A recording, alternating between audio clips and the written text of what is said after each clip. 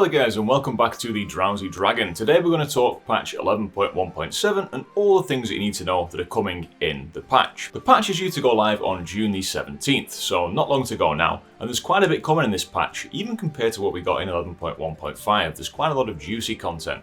So what's coming up then? So first of all, let's talk about the single button assist that's coming and also the combat assistant helper. So this is in two separate parts. You've got the rotation assist, which is going to be a new toggleable feature in the accessibility settings for WoW.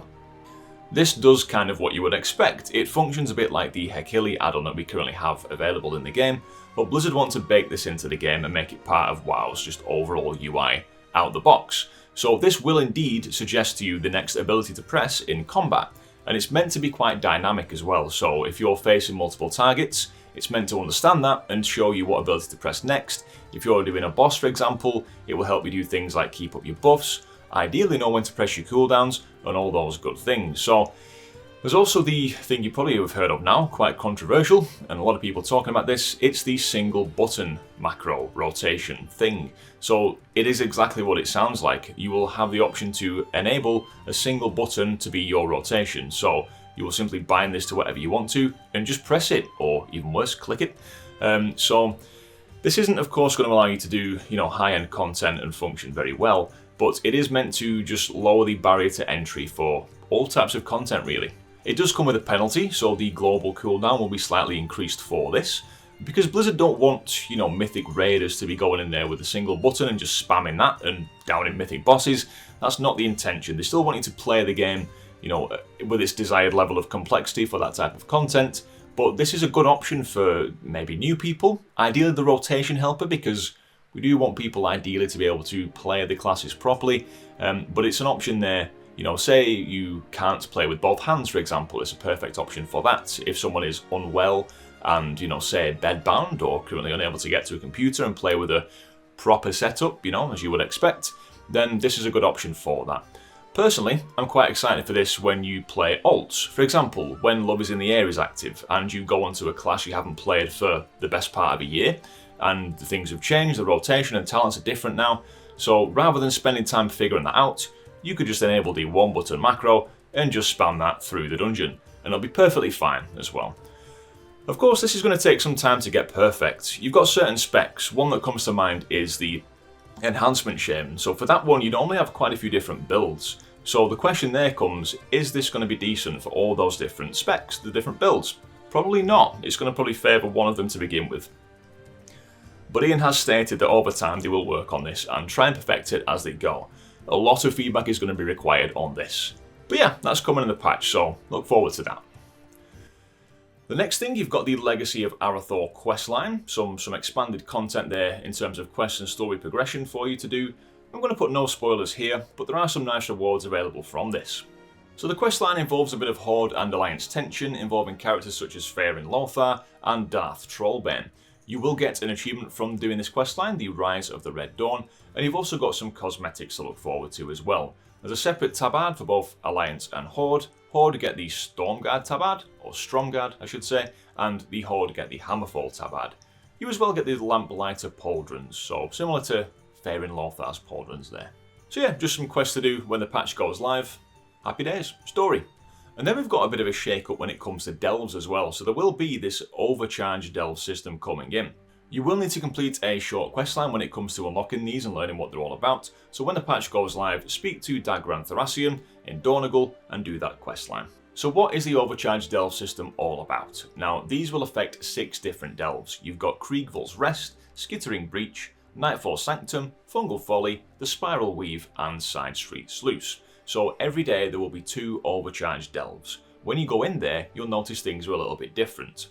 The mobs are going to be a bit more difficult. There's going to be traps around, such as mines on the floor to avoid. You've got different rares, and this new trait system. So inside the delves there'll be an Overcharged Titan console. You can empower this by collecting Titan Disc shards. Once you have 100 of those, make them into a complete Titan Disc, insert that into the console, and that will basically give you a talent point, if you will, for that console. It's a little bit similar to what we've got now with the Horrific Visions Hourglass tree. And the nodes offer various combat bonuses, so over time you will be pretty overpowered when it comes to doing these delves, but they might be hard to begin with. Another thing tied to the Overcharged Delves is that you will get this new D.I.S.C belt, or disc, let's just call it the disc belt, which is going to be available for all the different armor types, and it's very similar to the Circe signet that we saw previously in this expansion. In terms of the fact that you will be able to upgrade this item's item level each week through the form of a weekly quest, and you can also get different powers to add to this. Now, in terms of unlocking the different powers, you'll get these from the end of delve chests, specifically from the overcharged ones. It's very similar to the powers that you could put onto your Circe's ring. You know, the 3 slots that you had for the different types of gems that did different benefits for you. Very similar to that. Although thankfully this time there's nothing that's going to go into your bags other than the belt itself until you equip it. You can interact with the belt and change these powers on the fly once you've unlocked them, and the good news is, guys, it's all warbound, so no multiple unlocks for these types of things. There's a new mount available as well from this too, as well as a new hearthstone. So the mount is called the OC91 Chariot, and you get this from completing the achievement Titan Console Overcharged, which is quite simply for unlocking all the different Titan Console powers. So you should get this fairly reliably early on in the patch.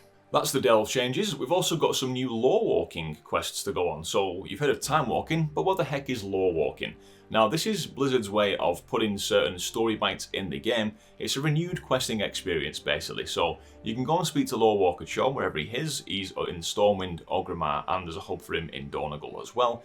You can basically queue up for these new questing experiences. Now to begin with, we're going to have 3 options, 3 stories we can go through.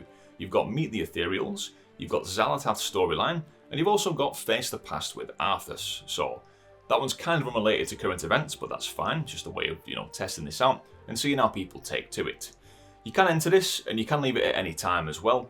And yeah, basically just kind of go through some quests and relive the stories of various things. So, not bad. Not a bad addition to the game.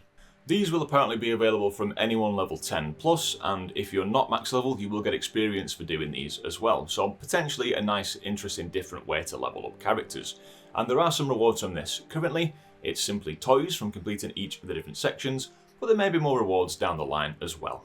And then we've got some changes to actual Timewalking dungeons themselves.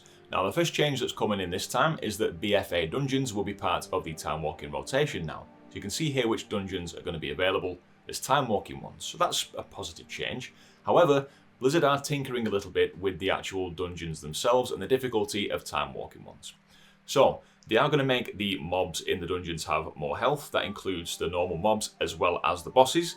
The words are significantly more health, so I believe Blizzard did try this back in the past and it kind of made Timewalking dungeons feel like quite a drag. The mechanics are not very hard, you're just simply dealing with a massive chunky health bar and blasting it down. Now the idea behind this is that you can do your proper rotation, and people can experience them properly, but it's not really the most fun thing to just chunk through huge health bars, is it? They are making some tweaks to make them a little bit easier for lower level characters that aren't quite as well geared, so they're not going to feel as squishy in Timewalking dungeons, but the opposite is true for geared characters. They're trying to make it a little bit more of a challenge, so you're potentially not going to be able to pull half a dungeon and just slap your way through it anymore. Because of this, they are trying to up the rewards a little bit on the lower end, so instead of getting 10 badges, Timewalking badges per dungeon completion, you now get 25. There's no word on the change to the first completion each week, so it is just 500 Timewalking badges on your first completion. You cannot repeat that quest on ults and get the same reward, which is quite unfortunate. And the gear that you can get from Timewalking dungeons has got up a track, so it's now adventurer gear and not just explorer gear, which isn't a very impactful change for the majority of the player base, I don't think. There is a new mount you can get, and I believe the acquisition method is the same as the current Timewalking mount. It's the Chrono Corsair. Now you may be familiar with this model if you ever did the dungeon from Shadowlands, Tazavesh the Veiled Market. It is indeed the boss, the pirate infinite dragon boss from there. So very cool mount. Probably going to take thousands of runs to get this damn thing to drop, but never mind. And with these new Timewalking changes comes another Turbulent Timeways event. So if you're familiar with this, it's the same again, where we'll have a repeated weeks, probably around 6 weeks of Timewalking dungeons, where rather than being a Timewalking event then a big gap, there'll be a Timewalking event every week for those concurrent 6 weeks. It may be 4 weeks, maybe 5, maybe 6. It's yet to be announced. But that means that there's a bit of a buff to Timewalking dungeons, and there'll likely be a reward for completing a dungeon and keeping up the Turbulent Timeways buff for the entire duration of the event. We shall see. More information to be announced on that one so far. And one more thing that's going to be coming in the patch at some point during 11.1.7 is the Diablo crossover event, the Greedy Emissary event to be precise. Now this did happen the previous year too. It's simply where there's a goblin, one of the loot goblins from Diablo, that will spawn somewhere in the world at a specific time, and you basically have to go there, kill it, and you can get lots of rewards from doing so. Now some of the exciting things that are coming up this time are the Tier 2 remastered sets, the HD remakes of those. There's some different colours coming now. Now they were initially available in the WoW 20th anniversary event, but there were some recolours data mined at the time that were nowhere to be seen. Now it seems to be that they're going to come from this. Exact details of acquisition are not yet known. Perhaps there'll be some sort of currency to farm from the Greedy Goblin event, and then you can just use those to buy specific sets, or perhaps they will come from the Goblin themselves. Now I hope it's quite a deterministic way of getting these, because it's going to be very frustrating and stressful if you can't target these, and say for example you wanted the Rogue set, but you just kept getting drops from other classes. That's going to be quite annoying, to be fair, so hopefully you make this not an annoying event. There's nothing worse than having a short-timed event with random drop chances when you're trying to farm specific rewards. It's just stressful and not fun at all. So Blizzard, please don't do this to us again. And there's also a new mount as well. I think it's a remastered version of the Tyrael's Charger mount too, but again, yet to be seen as to exactly what this mount is going to be. So there we go guys, quite a lot of things coming in 11.1.7. I did think it would be just a minor patch, but seems to be quite a lot of content in here, so pretty good. Hopefully it all turns out in a decent form, and hopefully there's not tons of patch day bugs. Who am I kidding? There will be. It's fine, we'll ride through it. So, hope you enjoy the patch guys when it does come out. Thank you very much for dropping by the Drowsy Dragon in today. If you did like the video, please do leave it a like, and consider subscribing to the channel for more guides and content from me, the Drowsy Dragon. Thanks for watching guys, take care, and I'll catch you next time. Cheers.